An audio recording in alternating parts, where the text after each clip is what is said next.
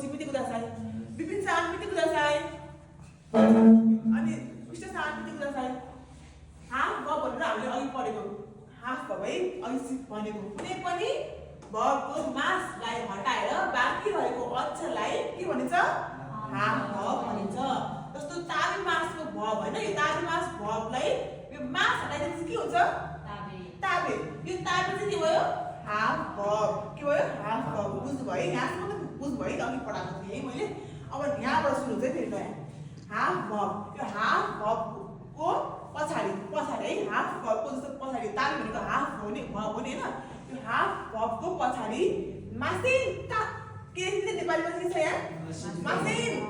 मासिन का भनेको के हो ने होइन के छ ने होइन मासिन का भनेको ने होइन गर्ने होइन खाने होइन जाने होइन अब सुत्ने होइन त्यहाँ बस्ने होइन हेर्ने होइन यो के हो मास के हो यो मासिन का के हो मासिन का है त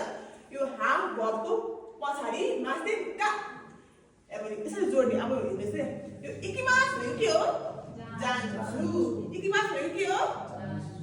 अब इकिमासको इकी यो इकी हैन अब मास के गर्ने नि हटाउने अब इकिमासको मास हटाएपछि यो के भयो त इकीलाई के भन्छ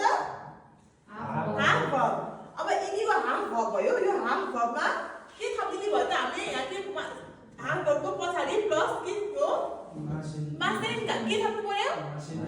मासेनका बुझ्नु भयो इकीको पछाडि के थप्नु पर्यो मासेनका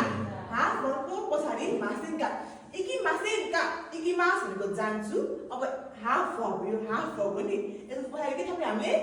मासेनका हाफ भब प्लस मासेनका के भयो त मासेनका को ने होइन के भयो त जाने होइन इकी मासेनका जाने होइन पोखराए इकी मासेनका पोखरातिर जाने होइन निहोन इकी मासेनका के हो हाय जानुहुन्छ जापान जाने होइन हाय हैन इकी मासेनका भनेको के रहेछ जाने होइन अब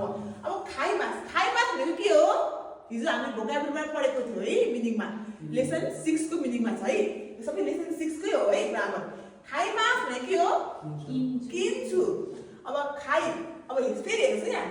खाइ अब यो मास हटाए खाइको मास छ नि यो मास खाइको मास हटाइदिएपछि के हुन्छ यो बाँकी के रह्यो